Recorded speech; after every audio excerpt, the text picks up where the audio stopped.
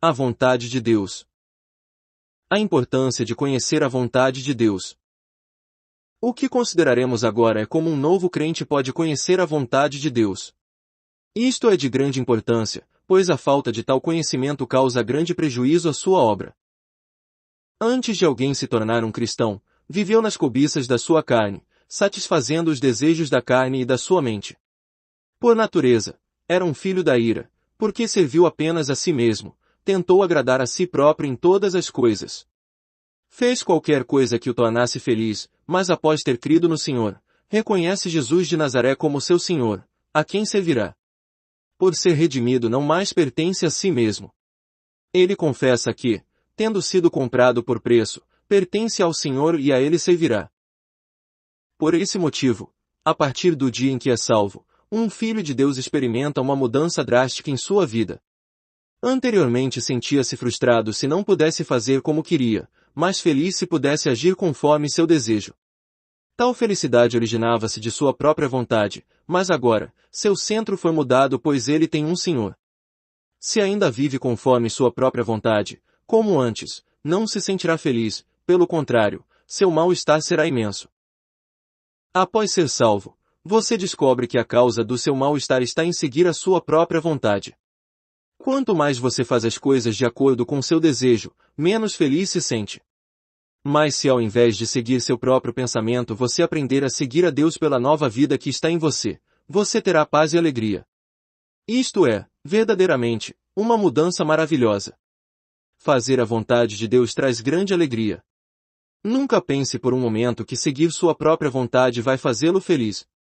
O caminho que conduz à felicidade não é seguir a sua própria vontade, mas sim a vontade de Deus. A vida que recebemos tem uma exigência principal: devemos andar conforme a vontade de Deus.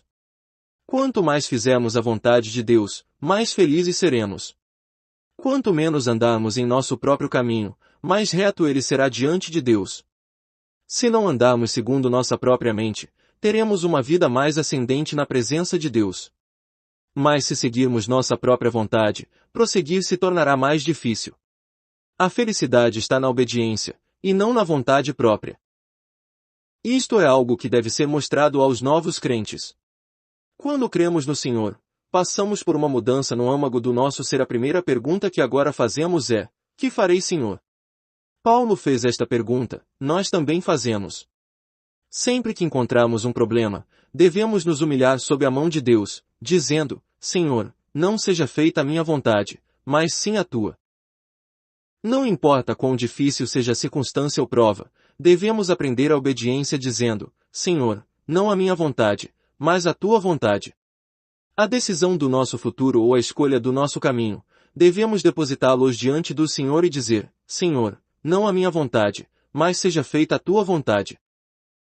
Irmãos, tão logo se tornem cristãos, vocês devem começar a aceitar o pensamento de Deus.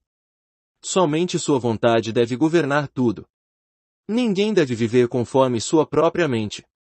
Vocês evitarão muitas perambulações desnecessárias se forem sensíveis e tenros diante de Deus e aprenderem desde o início a se submeterem à sua vontade. A razão de muitos falharem em suas vidas cristãs é porque seguem suas próprias vontades. Lembrem-se, andar conforme sua própria vontade não lhe trará nada senão tristeza e pobreza espirituais. Ao final, Deus ainda lhe conduzirá a seguir sua vontade, mas ele terá que conseguir sua submissão por meio de circunstâncias especiais ou tratamentos incomuns. Se você não fosse seu filho, ele poderia deixá-lo de lado. Mas sendo você um filho, ele vai despertá-lo à sua própria maneira, a seguir o caminho da obediência. Toda a sua desobediência o levará simplesmente a perambular desnecessariamente. Ao final, você ainda irá obedecer. Como conhecer a vontade de Deus? Como podemos conhecer a vontade de Deus? Frequentemente cometemos enganos. Não é fácil para nós, pessoas terrenas, entendermos a vontade de Deus. Todavia, temos um consolo diante dele: não é que somente desejamos fazer a sua vontade, mas Deus mesmo quer que a façamos. Procuramos entender sua vontade, e ele nos chama a conhecê-la. Ele quer que a cumpramos e certamente nos capacitará a entendê-la. Portanto, pertence a Deus revelar a nós sua vontade. Nenhum filho de Deus precisa se preocupar sobre como pode fazer a sua vontade se não tem conhecimento dela. Embora seja bem difícil conhecer a vontade de Deus, é desnecessário ficar preocupado com ela. De alguma forma Deus fará sua vontade conhecida. Aprendamos a crer que se Deus quer que façamos sua vontade, certamente Ele a tornará conhecida a nós. Ele vai usar os meios apropriados para nos mostrar qual é a sua vontade. A responsabilidade do Senhor é tornar conhecida sua vontade a seus servos e estes devem obedecê-la. Se nossa atitude e intenção forem a de obediência, veremos que o Senhor será responsável em nos dizer qual é sua vontade. Não fosse assim, Ele seria responsável se fizéssemos algo errado. Assim os novos crentes devem aprender a confiar que Deus lhes revelará sua vontade. De que maneira você pode conhecer a vontade de Deus? Há 3 coisas às quais você deve prestar atenção. Quando estes 3 fatores se encaixam, você pode estar bem certo do que é a vontade de Deus. Mas se estes 3 fatores não estiverem alinhados, se um deles não se harmonizar com os outros, então você sabe que você deve esperar um pouco mais diante de Deus. Quais são os 3 fatores? O primeiro é o arranjo das situações no ambiente em que vivemos, o segundo, sentimento interior da liderança do Espírito Santo, e o terceiro, o ensino das Escrituras. Naturalmente não significa que esses fatores devem estar nesta ordem, quer dizer simplesmente que todos os 3 são necessários e que quando os 3 concordam e dão o mesmo testemunho, então você conhece a vontade de Deus. Sempre que um dos 3 não concordar com os outros, você sabe que não deve se apressar, mas sim esperar. O ponto que requer seu cuidado é não se apressar nem forçar coisa alguma.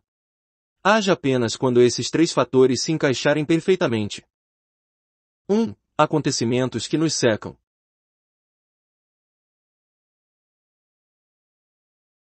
Examinemos, primeiramente, o fator do ambiente. A Bíblia nos diz: não se vendem 2 passarinhos por um asse. Mateus 10:29. Em outro lugar diz: não se vendem 5 passarinhos por 2 asses. Lucas 12:6. Matematicamente, se com um asse compramos 2 passarinhos, então com 2 asses compraríamos 4 passarinhos. Mas o Senhor diz que 2 asses compram 5 passarinhos. Isto nos mostra como são baratos os passarinhos. 2 por um asse, 5 por 2 asses, o extra sendo acrescentando sem preço. Todavia nem mesmo este 5º passarinho pode cair ao chão sem que seja da vontade de Deus. Não desejo falar nem do primeiro nem do 2º passarinho, mas do 5º. A menos que seja da vontade de Deus, este 5º passarinho não cairá ao chão embora tenha sido comprado sem preço e tenha sido simplesmente acrescentado aos demais. Assim, a Bíblia nos ensina que todos os arranjos que nos cercam, todas as coisas que acontecem ao nosso redor, são expressões da vontade de Deus. Nenhum cairá ao chão fora da vontade do Pai Celestial. Então, se encontrar um passarinho no chão, você se encontrou com a vontade de Deus. Usemos o cabelo humano como ilustração. Os africanos têm, pelo menos, um total de 80 a 90 mil fios de cabelos, os chineses têm, no máximo, 100 ou 110 mil, os que possuem cabelos finos têm um total de 100 a 120 mil fios de cabelos. Cada dia muitos cabelos caem e muitos outros crescem em nossas cabeças. Alguns creem que nossos cabelos mudam completamente num período de poucos anos. Todavia nosso Senhor diz: por que não podes tornar um só cabelo branco ou preto sem a vontade do Pai? Mateus 5,36, ele também diz, que até mesmo os cabelos da vossa cabeça estão todos numerados. Mateus 10,30, tradução alternativa. Ninguém sabe quantos fios de cabelos tem.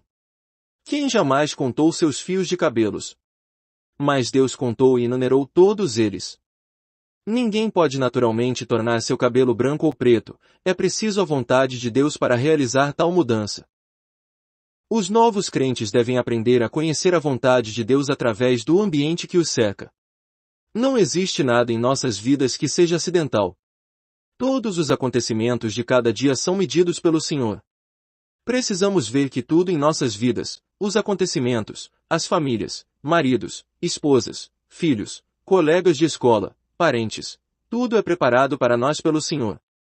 Coisas que nos acontecem diariamente estão todas dentro dos desígnios do Senhor. Precisamos aprender a conhecer a vontade de Deus naquilo que nos cerca. Este é o primeiro fator. Muitos novos crentes ainda não aprenderam como serem guiados pelo Espírito Santo, eles podem conhecer muito pouco do ensinamento da Bíblia. Deus, porém, ainda é capaz de guiá-los, pois eles, pelo menos, podem ver a mão de Deus ao seu redor. Este é o primeiro passo. Não sejais como o cavalo, nem como a mula, que não tem entendimento nem freio, de outra forma não se sujeitarão. Salmos 32:9. Parece que às vezes Deus tem que nos segurar com cabresto e freio, senão nos desviaremos. Somos tão ignorantes como o cavalo e a mula que precisam ser seguros pela repressão exterior do cabresto e do freio. Como novos crentes podemos orar desta forma: Senhor, eu sou uma mula ignorante. Até mesmo irmãos e irmãs mais velhos podem orar: Senhor, eu nada sou senão um cavalo ou mula, sem entendimento. Não estou bastante esclarecido quanto à tua palavra ou à tua direção. Por favor, segura-me com cabresto e freio e não permita que eu me desvie. Confie que, ao colocá-lo em uma circunstância específica, o Senhor lhe conduzirá à obediência. Ele pode fazer isso. Você já viu como o criador de patos usa uma vara comprida para guiar seus patos?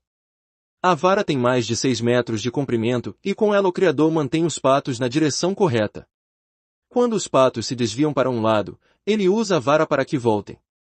Da mesma maneira, você pode se entregar ao Senhor dizendo: Senhor, eu sou um cavalo, eu sou uma mula sem entendimento. Mas não quero me desviar. Quão bom seria se eu conhecesse a tua vontade. Mas visto que não a conheço, podes por favor, segurar-me com cabresto e freio. Sou tão falto de entendimento que fugirei se tu soltares o cabresto e o freio. Peço-te que me cerques, e me conduzas para a tua vontade. Se eu quiser fugir, peço-te que interfiras. Embora nada saiba, certamente conheço a dor. Por favor, interfira quando eu não quiser a tua vontade. Não negligencie o arranjo das circunstâncias ao seu redor.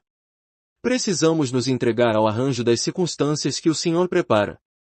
Embora sejamos como cavalos e mulas, sem entendimento e sem glória, sermos refreados por Deus, no entanto, é algo excessivamente glorioso. Não conheço a sua experiência, mas frequentemente percebo que um grande problema com muitos novos irmãos e irmãs é a luta constante contra as circunstâncias. Eles não se submetem, ao contrário, lutam para se livrar das circunstâncias atuais. Tudo o que pode acontecer com tais pessoas é se ferirem. Se aprendessem a se submeter às circunstâncias, seu caminho seria muito mais fácil. Portanto, aprenda a reconhecer que o arranjo das circunstâncias que o Senhor preparou é o certo. Não resista ao que Deus preparou concernente a isso. 2. A liderança do Espírito Santo. Temos visto de que modo a mão de Deus se manifesta em nossas circunstâncias. Deus não quer que sejamos como o cavalo ou a mula que não tem entendimento. Ele nos dará a liderança vinda do nosso interior. Pois todos os que são guiados pelo Espírito de Deus, são filhos de Deus. Romanos 8,14. Quem pode ser guiado pelo Espírito de Deus? Os filhos de Deus, pois o Espírito Santo nos guia do nosso interior. Deus não nos guia apenas por meio das circunstâncias, mas também por meio da sua vida em nosso espírito. Lembre-se, somos habitados pelo Espírito Santo, verdadeiramente o temos em nós. Por isso Deus pode tornar sua vontade conhecida a nós no mais profundo do nosso ser. O que é a liderança do Espírito Santo? O profeta Ezequiel nos diz que quando nascemos de novo, Deus nos dá um novo espírito. Espírito novo porei dentro deles. Ezequiel 11:19. Ele nos mostra ainda mais: porei dentro de vós o meu espírito. Ezequiel 36:26-27. Precisamos diferenciar essas duas coisas. Deus coloca seu espírito em nós quando nascemos de novo. Não. Primeiro ele nos dá um espírito novo, então nos dá seu espírito. O novo espírito é o espírito de homem, enquanto o meu espírito é o espírito de Deus. Portanto, no instante do novo nascimento, Deus cria em nós um novo espírito, o espírito humano, e depois coloca seu espírito em nós. Nosso espírito é como um templo, uma casa para a morada do Espírito de Deus em nós. Antes de termos o novo espírito dentro em nós, Deus não pode nos dar seu espírito. Se ele fizesse assim, seu espírito não encontraria um lugar onde habitar. Durante o dilúvio, a terra encheu-se de água. O julgamento de Deus veio sobre toda a velha criação. Quando a pomba foi libertada da arca, não pôde encontrar descanso para seus pés. Somente após as águas terem baixado, o julgamento ter sido concluído, a velha criação ter perecido e a nova criação ter brotado com novas folhas da oliveira, é que a pomba, que for enviada novamente, encontrou lugar para pousar. O mesmo acontece com o Espírito de Deus. Através dos séculos, Deus tem estado muito desejoso de nos dar seu Espírito.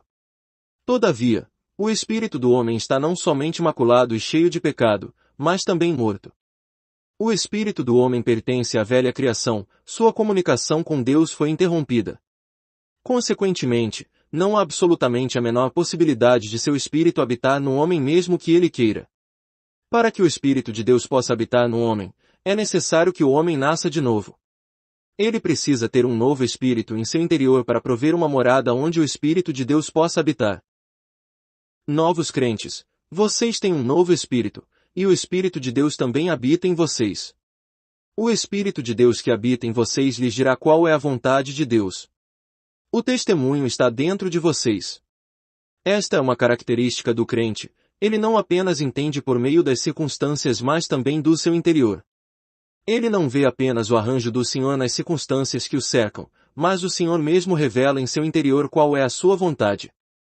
Aprendam, então, a confiar na liderança do Espírito Santo que está dentro de vocês, como também no arranjo de Deus quanto às circunstâncias que lhes cercam. No momento mais apropriado, nas horas de necessidade, o Espírito de Deus dentro de vocês não ficará calado, mas lhes iluminará e lhes mostrará se a questão presente é de Deus ou não. Tão logo alguém crê no Senhor, torna-se-lhe possível ser guiado pelo Espírito Santo. Não é necessário esperar para que isso ocorra no futuro. Vocês devem se lembrar da história do O Chefe Residente. Um ano eu estava me recuperando nas montanhas Kulin e o irmão Will foi salvo. Pouco tempo depois de ter sido salvo, parti. Aquele irmão bebia muito antes de crer no Senhor. Ele bebia muito do vinho que era feito em sua casa principalmente durante o frio inverno de Kulin. Agora ele e a esposa eram salvos, ele mal conhecia alguns dos caracteres da língua chinesa, e consequentemente não conseguia ler a Bíblia muito bem. Certo dia ele preparou algum alimento e aqueceu o vinho como sempre fez no passado. Antes de beber, pediu a bênção de Deus. Então perguntou à esposa se um cristão podia beber vinho, sua esposa respondeu que não sabia. Disse, então, que era uma pena que o Sr. Ney já tivesse partido, senão poderia perguntar a ele. A esposa sugeriu que já por estarem prontos os pratos e o vinho, por que não beber primeiro e depois escrever uma carta ao Sr. Ney? Mais uma vez ele pediu a bênção sobre o alimento. Ele ainda não se sentiu confortável. Sendo cristãos, sentiram que deviam saber logo se os cristãos podiam beber vinho. Ele pediu à esposa para pegar a Bíblia, pois havia lhe dado uma com letras grandes depois que se convertera. Ele a olhou bem e ficou assustado com a espessura da Bíblia. Ele achou que era mesmo uma pena não ter se lembrado de perguntar ao Sr. Ney sobre beber vinho enquanto ainda estava com eles na montanha. Mais tarde eu o encontrei novamente. Perguntei-lhe o que fizera aquele dia. Ele respondeu, eu não bebi o vinho. Você não estava aqui e eu não entendia a Bíblia. Mas depois de pedir a bênção sobre o alimento por 3 vezes e supondo que então poderia beber, o chefe residente dentro de mim não me permitiu beber. Então, eu não bebi. Esta história mostra que se alguém realmente tem o coração para conhecer a vontade de Deus, ele a conhecerá. Somente o cristão descuidado não vê claramente. Se um crente pretende fazer a vontade de Deus, o chefe residente certamente lhe mostrará. Você vê, isto é cristianismo. Não existem apenas as coisas que acontecem ao nosso redor, mas há também o ensino do chefe residente. A fim de conhecer a vontade de Deus, você precisa saber algo sobre este sentimento interior. Todavia, você não deve enfatizá-lo demais para não cair no extremo da autoanálise. O que você deve ver é simplesmente que o Espírito de Deus habita no mais interior do homem, isto é, no seu espírito. É por isso que a consciência do Espírito Santo não pode ser superficial ou exterior, ela vem do mais profundo do seu ser. Não soa como uma voz, todavia é como uma voz. Não é exatamente como um sentimento, mas ainda é como um sentimento. O Espírito do Senhor dentro de você vai lhe dizer o que é sua vontade e o que não é. Se você pertence ao Senhor, quando você segue o mover desta vida, você tem o sentimento de estar certo. Mas se você se rebela um pouco ou resiste, sente-se perturbado e desconfortável no seu interior. A obediência é vida para o crente. Não faça coisa alguma sobre a qual não sinta paz em seu coração. Sempre que não estiver em paz, você saberá que o Espírito Santo no seu interior foi ofendido. Como pode o Espírito Santo dentro de você estar entristecido e você ainda continuar feliz? Se algo é do Senhor, você pode realizá-lo com paz no coração. Se não é do Senhor, você não terá paz interior. Quanto mais você faz, menos paz você terá e menos segurança. Aquilo que é a liderança do Senhor, naturalmente lhe dará paz e vida. Entretanto, você não deve analisar demasiado seu sentimento. Durante os últimos 20 anos, recebi muitas cartas e conheci muitas pessoas o suficiente para certificar quão frequentemente os cristãos tentam examinar seus sentimentos interiores. Depois de ouvirem sobre a separação do espírito e alma, começam a analisar a si mesmos dia após dia. Eles tornam-se, interiormente, em um laboratório onde incessantemente analisam o que é certo e o que não é. Isto é muito doentio e um sintoma de enfermidade. Não devemos permitir que os filhos de Deus façam isso. Se alguém é filho de Deus, saberá qual é o sentimento no espírito.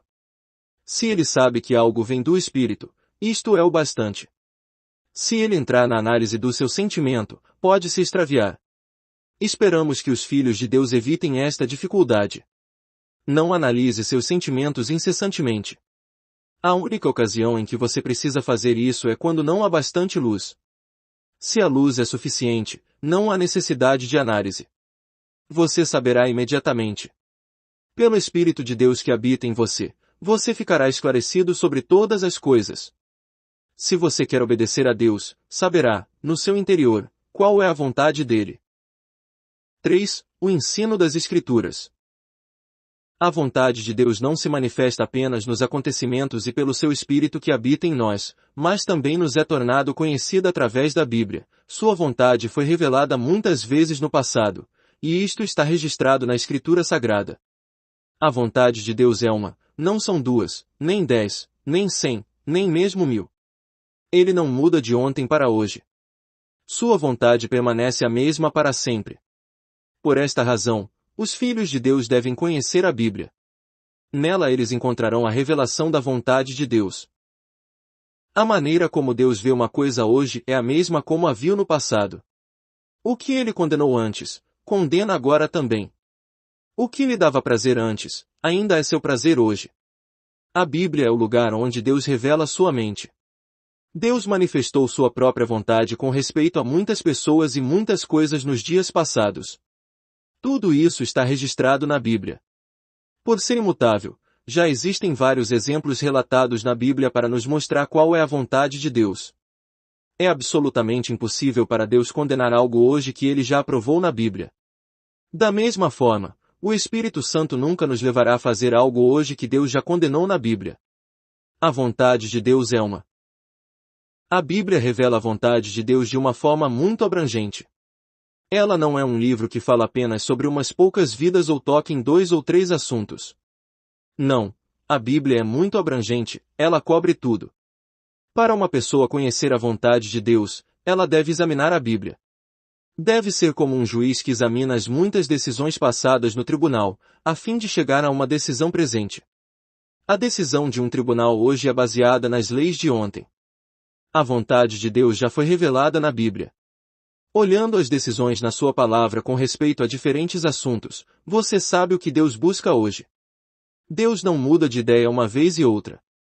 Em Cristo tudo é sim e amém. Se Deus decidiu fazer alguma coisa, Ele vai realizá-la até o fim. Portanto, para se conhecer a vontade de Deus, no mínimo você tem diante de si a palavra de Deus que é totalmente confiável. Em muitos assuntos você poderá saber qual é a vontade de Deus simplesmente lendo sua palavra. Deus nunca fará hoje coisas contrárias àquilo que ele fez na Bíblia. Podem haver acréscimos, mas nunca contradições. A vontade de Deus é uma. Para um novo crente conhecer as coisas de Deus, ele precisa ler muito a palavra de Deus. Uma vez que ele pode não ter lido a palavra de Deus antes de se tornar cristão, ele deve lê-la cuidadosamente agora para poder aprender a conhecer a Deus e sua vontade. A vontade de Deus conhecida nesses três fatores. Estes três fatores juntos manifestam a vontade de Deus, circunstâncias, o espírito do homem, e a Bíblia. Pela concordância destes três nós aprendemos a conhecer a vontade de Deus. O que devemos fazer se almejamos buscar a vontade de Deus num assunto particular? Para termos certeza, estes três fatores devem concordar. Não pode ser apenas um fator, mas todos os três. Então podemos ter clareza quanto à sua vontade. Suponha que alguém lhe peça para entrar num negócio com ele, para com ele trabalhar ou viajar. Ou suponha que você mesmo tem ideia de fazer algo ou de entrar num relacionamento especial com certas pessoas. Suponha, ainda, que alguém procure persuadir-lhe a mudar o curso do seu futuro. Quando você enfrenta tais decisões, como vai conhecer a vontade de Deus? De acordo com os princípios que aprendeu aqui, você primeiro precisa ir ao Senhor e ver o que a Bíblia ensina sobre o assunto. Deus tem algo a dizer em sua palavra sobre esta questão especial. Examine a palavra para ver. Aquilo que concorda com a Bíblia é a vontade de Deus. Depois pergunte: como me sinto interiormente? Como o Senhor está me conduzindo? No seu interior, você sente-se bem? Você vai descobrir que aquilo que o Senhor lhe mostra interiormente é o mesmo que a Bíblia registra abertamente. Se seu sentimento interior não concorda com a Bíblia, você sabe, então, que o seu sentimento interior não é digno de confiança. Você deve esperar e buscar mais. Somente quando seu sentimento interior e a Bíblia concordarem, é que você saberá que tudo está bem. Estes dois estando em concordância, erga sua cabeça e diga ao Senhor: ó Senhor, tu sempre manifestas tua vontade nos acontecimentos. É absolutamente impossível para ti me conduzires interiormente e exteriormente, me ensinares com tua palavra, sem que esses acontecimentos deem uma indicação semelhante. Senhor, podes preparar os acontecimentos a fim de que estejam alinhados com a Bíblia e a liderança do Espírito Santo. Aí você verá que Deus realmente manifesta a sua vontade através dos acontecimentos. Se não fosse a vontade dele, nem um cabelo poderia ficar preto ou branco, nem poderia um pardal cair ao chão. 4. O princípio da Igreja. Deus nos tem mostrado que sua vontade é manifestada em sua palavra, no espírito do homem, e nas circunstâncias. Agora vamos acrescentar mais um fator: a vontade de Deus é manifestada por meio da Igreja. Não existe direção que possa permanecer independentemente. Os filhos de Deus hoje são bem diferentes do seu povo no Antigo Testamento. Naquela época, eles se tornaram o povo de Deus individualmente, mas hoje nós somos o povo de Deus coletivamente. Eles se tornaram o povo de Deus como uma nação, enquanto que nós somos o povo de Deus como um corpo. A mão não pode se mover sem envolver outras partes do corpo. Como pode a mão mover-se sem o mover do corpo? Como podem os olhos ver e o corpo não ver? Podem os ouvidos ouvir e o corpo não? O ouvir dos ouvidos é o ouvir do corpo, o ver dos olhos é o ver do corpo. Desde que os pés andem, o corpo também anda. Da mesma forma, toda a direção de Deus é coletiva, não individual, envolvendo todo o corpo. A luz de Deus está no santuário, a glória de Deus também está ali. Sempre que a Igreja de Deus estiver como um santuário, a glória de Deus se manifestará ali, pois a glória de Deus está no santuário. Não apenas somos individualmente conduzidos por Deus, como também todo o corpo de irmãos e irmãs recebe a direção do Senhor. Não é uma pessoa que toma a decisão, pelo contrário, é o corpo que decide. Precisamos aprender a conhecer o princípio da comunhão. Quando estes 4 fatores estão alinhados, tudo está bem. A vontade de Deus manifesta-se nos acontecimentos, na liderança do Espírito Santo, na Bíblia e através da Igreja. Depois que alguém examina os 3 primeiros fatores, deve ainda consultar a Igreja. Deus não faz conhecida sua vontade a apenas uma pessoa mas a um corpo, isto é, a todos os irmãos e irmãs.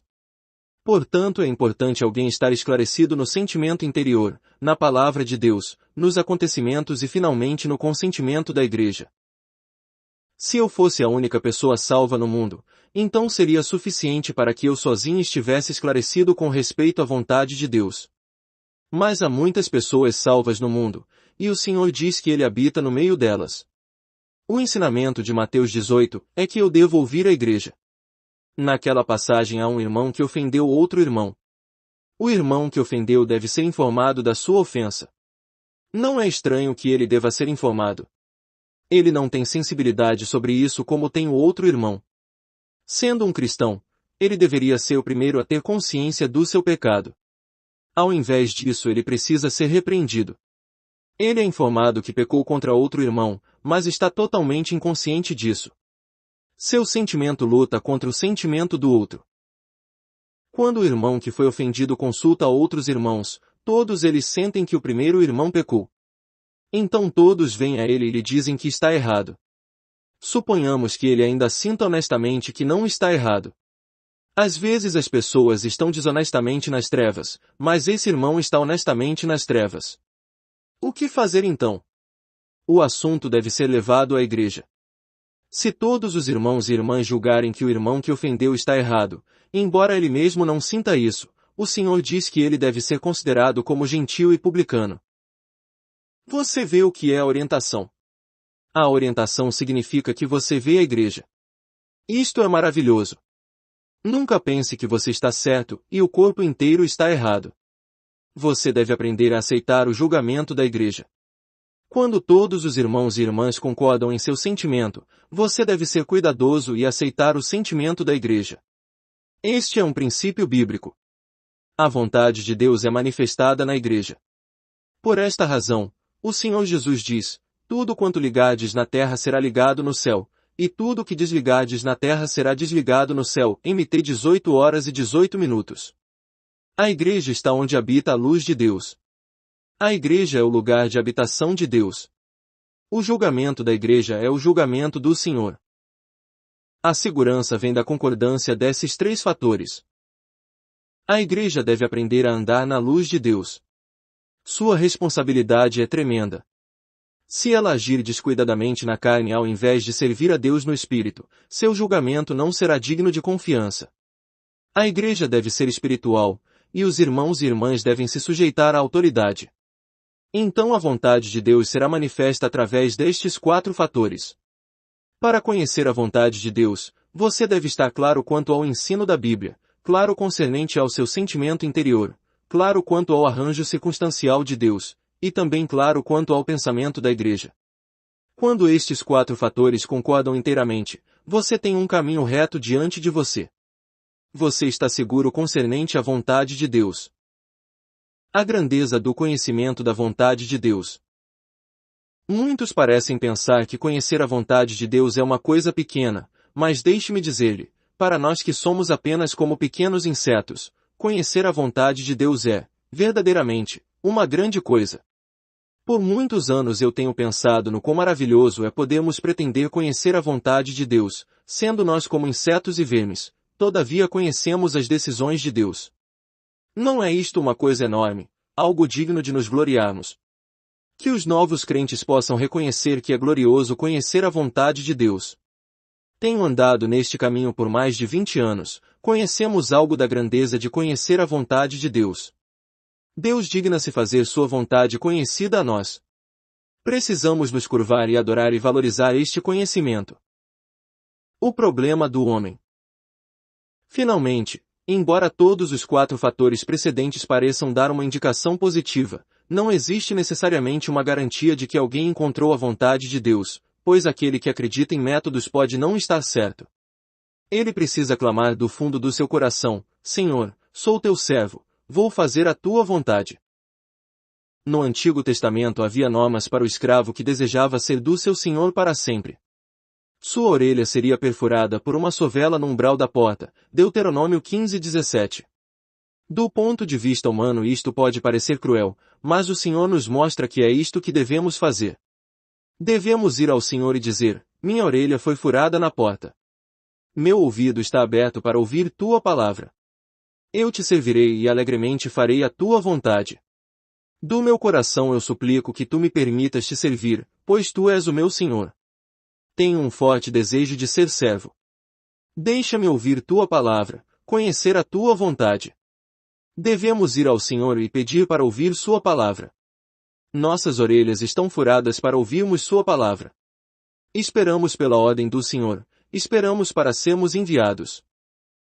Sempre me preocupo pois muitos buscam saber como conhecer a vontade de Deus sem ter realmente o coração para fazê-la.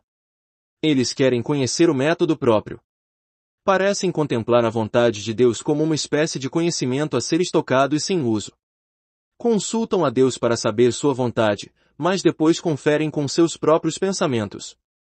Não esqueça a palavra de Jesus quando disse, se alguém quiser fazer a vontade de Deus, saberá. João 7,17. Que possamos realmente desejar conhecer a vontade de Deus. Tomemos a vontade de Deus como nosso alimento e vontade. Se ambos, homem e método, estiverem corretos, isto é útil. Mas se o homem não estiver certo, não existe eficácia no método.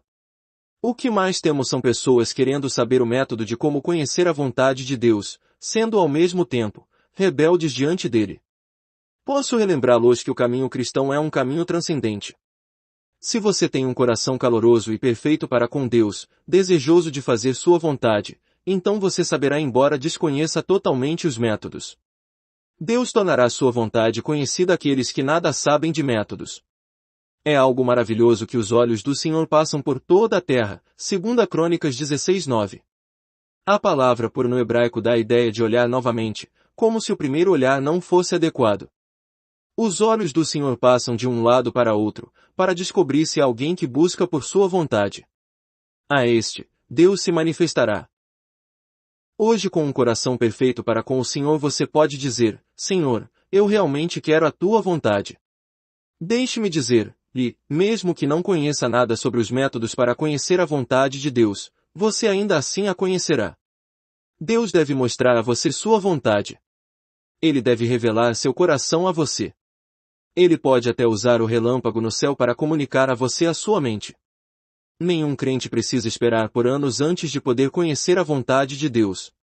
Desejamos que todos os crentes possam apresentar tudo o que tem a Deus, desde o primeiro dia. Melhor é que ofereçam seus corações, do que ter o padrão cristão abaixado. Extraído do livro Não Eu, mas Cristo.